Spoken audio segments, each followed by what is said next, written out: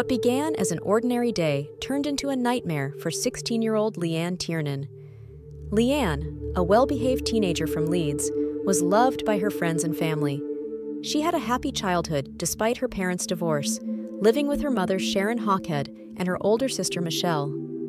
Leanne enjoyed spending time with her friends, attending church, and going shopping, typical activities for a teenager. On Sunday, November 26, 2000, Leanne woke up, had breakfast, and attended church with her family. She later met her friend Sarah for a shopping trip, a routine outing that ended tragically. After parting ways with Sarah around 5 p.m., Leanne took a shortcut through the woods to get home, a decision that would lead to her disappearance. When she failed to return home, her worried mother contacted the police, sparking one of the largest manhunts in West Yorkshire Police history. Leanne's body was discovered 9 months later in Lindley Woods, 12 miles from her home. The investigation revealed chilling details of her abduction and murder by John Taylor, a postal worker with a history of violent behavior. Taylor's arrest and subsequent trial uncovered his dark past and connections to other unsolved crimes, leaving a community in shock and a family devastated. The case of Leanne Tiernan is a haunting reminder of the hidden dangers that can lurk in everyday life. Leanne Tiernan was born on September 27, 1984, in Leeds, United Kingdom. She grew up in a loving environment despite her parents' divorce. Living with her mother, Sharon Hawkhead, and her older sister Michelle, Leanne was described as a happy and well-cared-for child. She had a close-knit family that supported her in every aspect of her life. Leanne was a regular teenager who enjoyed spending time with her friends, attending church, and shopping. She was known for her good behavior and was well-loved by those who knew her. Her interests included hanging out with friends, participating in church activities, and she was always eager to help her family. On the other side, John Taylor, born on August 27, 1956 in Leeds, had a far darker profile. Known in his community as the Pet Man because of his many pets, Taylor was outwardly seen as an ordinary postal worker. However, beneath this facade lay a history of abusive and violent behavior. Taylor was known to frequent the woods near his home, where he poached animals and exhibited cruel behavior towards them. He had been married but divorced in 1996, living alone in a cluttered house. His former partners described him as abusive, recounting incidents of physical assault and control. Taylor's hobbies included hunting and a disturbing interest in bondage, which he had forced upon several women he dated. Leanne's happy life was about to be shattered by a man with a dark past. Taylor's seemingly benign exterior hid his true nature, a predator with a history of violence and sadism. The intersection of their lives on that fateful day would reveal the depths of his depravity and the tragic loss of a bright young life. The contrast between Leanne's innocent joy and Taylor's hidden darkness set the stage for a heart-wrenching and shocking crime that left a community reeling. On Sunday, November 26, 2000, Leanne Tiernan started her day like any other. She woke up, had breakfast with her family, and attended church. After the service, she went to Sunday school before heading back home. Around noon, she called her friend Sarah Whitehouse, and they decided to go Christmas shopping in Leeds city center.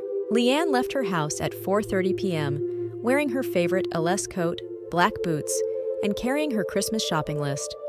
She met Sarah, and together they boarded a bus. The girls spent the afternoon picking out gifts and enjoying each other's company. By 4:45 p.m., they had finished their shopping and boarded a bus to return home. The bus ride was uneventful, and they got off at Sarah's stop around 4:45 p.m. They decided to walk to Sarah's house, arriving around 5 p.m. The two friends chatted for a few minutes before Leanne said goodbye and headed towards her home, opting to take a shortcut through Houghley Gill, a familiar wooded path she had used many times before. It was getting dark and the weather was cold, but Leanne felt confident she would be home soon. By 5:30 p.m., Leanne's mother began to worry when she didn't return home. She called Leanne's phone, but there was no answer. At 5:35 p.m., Sarah called Leanne's house to check if she had arrived, but she hadn't. This raised immediate concern. Sharon Hawkhead, Leanne's mother, continued to call her daughter's phone, but the calls went unanswered. At 7 p.m., panic set in, and Sharon contacted the police to report Leanne missing. The police responded quickly, initiating a search operation that included combing the wooded path Leanne was supposed to take. They interviewed neighbors and friends, hoping for any clue that could lead them to the missing teenager.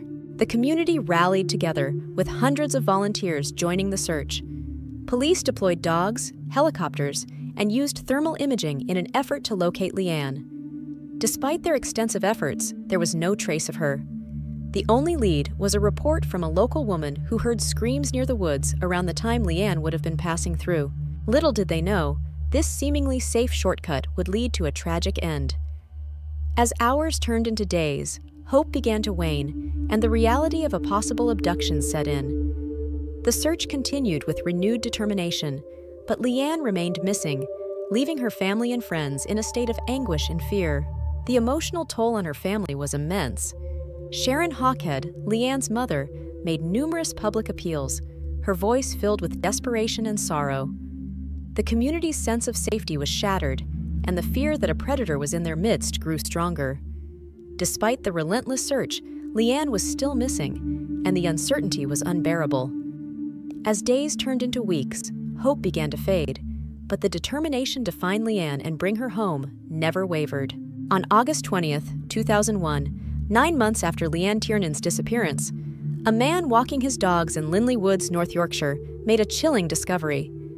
As his dog sniffed around a shallow hole, he noticed a large, suspicious package wrapped in multiple garbage bags. Alarmed, he immediately contacted the police. Upon arriving at the scene, the police carefully opened the bags and found the body of a young girl. The body was wrapped in 10 green garbage bags, tied with cable ties, and a dog collar was fastened around the neck. Her hands and feet were bound, and she was still wearing the clothes she had on when she disappeared, except for her coat and shoes. The body was remarkably well preserved, suggesting it had been stored in a freezer for most of the time she was missing. Forensic experts quickly confirmed the worst fears. The body was identified as Leanne Tiernan through DNA testing. Initial forensic examinations revealed signs of sexual assault and a slight singeing of her hair, indicating she might have been near a fire. The cause of death was determined to be strangulation with cable ties. The discovery sent shockwaves through Leeds and the surrounding areas. The community that had held out hope for Leanne's safe return was now plunged into grief and fear. The police, already under pressure, now faced the daunting task of finding the person responsible for this heinous crime. The careful manner in which Leanne's body was wrapped and preserved indicated a methodical and calculating killer. The forensic team found dog hairs and red carpet fibers on Leanne's body, which became crucial pieces of evidence. These details painted a grim picture of what Leanne had endured and pointed investigators towards a new line of inquiry. The once vibrant community now grappled with the reality that a cold-blooded killer had been in their midst. The discovery of Leanne's body was not just the end of the search, but the beginning of a complex and heartbreaking investigation. With the discovery of Leanne Tiernan's body, the investigation intensified. Forensic experts worked meticulously to analyze the evidence found at the scene. Dog hairs, red carpet fibers, and traces of other materials were carefully examined. The dog hairs were sent to a specialized lab in the USA, as there was no canine DNA testing available in the UK at that time. These hairs matched those from a dog owned by a local man named John Taylor. John Taylor, a 45-year-old postal worker, lived near the area where Leanne had disappeared. Known as the Pet Man due to his numerous animals, Taylor had a dark past filled with abusive behavior towards both people and animals. His former partners described him as controlling and violent, often using ropes and ties in disturbing ways. He had no prior convictions for major crimes, but his strange behavior had raised suspicions among those who knew him. The police searched Taylor's home, uncovering more incriminating evidence. They found the same type of garbage bags used to wrap Leanne's body, as well as red carpet fibers that matched those found on her clothing. A bundle of yellow cable ties, identical to those used to bind Leanne, was discovered in a drawer next to his bed. Moreover, a freezer in Taylor's backyard contained traces of Leanne's DNA, confirming that her body had been stored there. Taylor was arrested on October 16, 2001. During questioning, he initially denied any involvement, claiming he didn't even own a dog. However, the overwhelming evidence left him with little room to maneuver. He eventually confessed to kidnapping and killing Leanne, but claimed her death was accidental. According to his story, he had grabbed her by the neck with a leash, and when she struggled, he panicked, bound her, and later found her dead. The police didn't believe his version of events. Forensic analysis showed that Leanne had been strangled with cable ties, not accidentally choked. Furthermore, the methodical way her body was wrapped and stored indicated a premeditated act. Taylor's previous behaviors and the evidence found in his home painted a clear picture of a calculated killer. The web of evidence was closing in on Taylor. Investigators linked him to other unsolved crimes in the area, including 2 rapes from the late 1980s.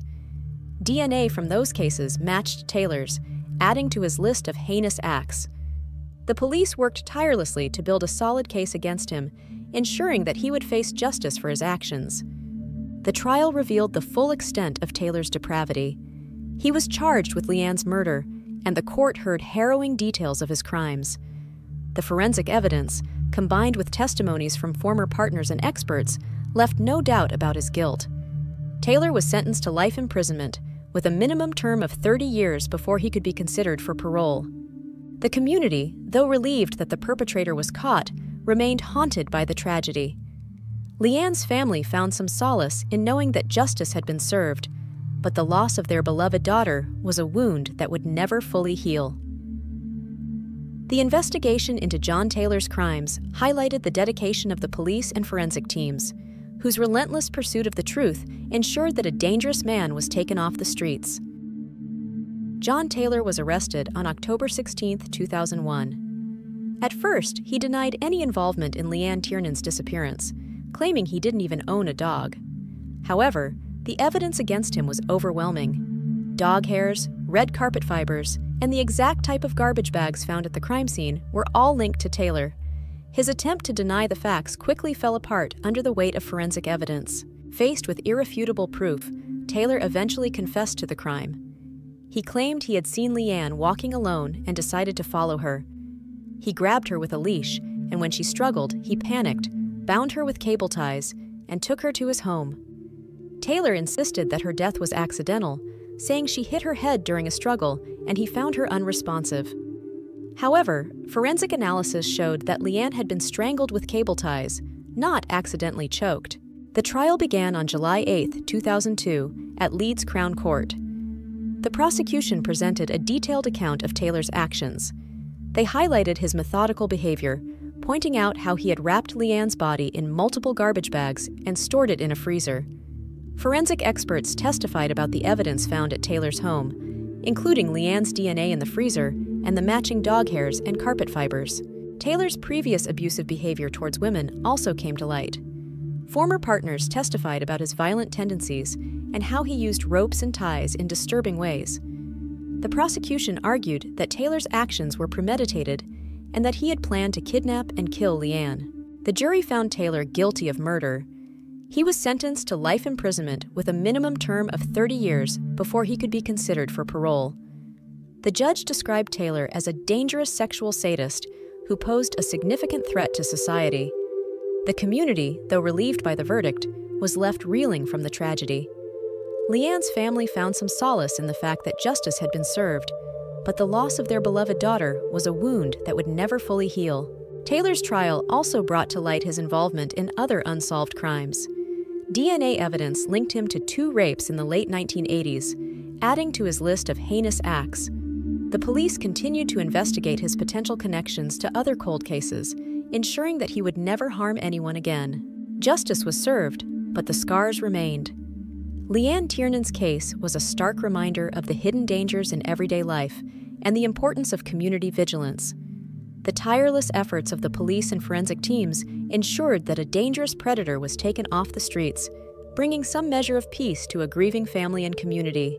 John Taylor's arrest and conviction for the murder of Leanne Tiernan opened the floodgates to uncovering his involvement in other heinous crimes. DNA evidence linked him to 2 unsolved rapes from the late 1980s. In October 1988, a 32-year-old woman was attacked while walking to collect her children from school. In March 1989, another woman was assaulted in her home. Both attacks involved Taylor using a mask and a knife to threaten his victims. The revelation of these crimes prompted police to reopen several cold cases. Taylor was suspected in the murders of Yvonne Fitt in 1992 and Rebecca Hall in 2001, among others. Although no concrete evidence directly linked him to these additional murders, the similarities in the modus operandi and Taylor's violent history made him a prime suspect. The police continued to investigate, hoping to bring closure to the families of other potential victims. Taylor's trial and conviction were a significant step towards justice, but they also highlighted the possibility that he might have been a serial predator long before Leanne's abduction. The ongoing investigations aim to uncover any additional crimes he might have committed and ensure he would never be released to harm anyone again. Currently, John Taylor is serving his life sentence at Wakefield Prison in West Yorkshire. His minimum term was set at 30 years, but the judge recommended against parole, given the severity of his crimes and the danger he posed to society. Taylor's imprisonment brought some measure of relief to the community, knowing that a dangerous predator was off the streets. The impact of Taylor's crimes on the community and Leanne's family was profound. While justice was served, the emotional scars remained. The case of Leanne Tiernan serves as a somber reminder of the hidden threats that can lurk in seemingly safe environments. It underscores the importance of vigilance, community support, and the relentless pursuit of justice by law enforcement agencies. Taylor's story is a chilling reminder of how one individual's actions can ripple through a community, leaving lasting pain and a call for justice. The efforts of the police, forensic teams, and the community ensured that Leanne's story was not forgotten, and her legacy continues to inspire a commitment to uncovering the truth and protecting the innocent. The case of Leanne Tiernan is a heartbreaking reminder of the hidden dangers in our world. A bright young girl with a loving family, her life was tragically cut short by a man with a dark and violent past. John Taylor's actions shattered a community and left a family in eternal grief.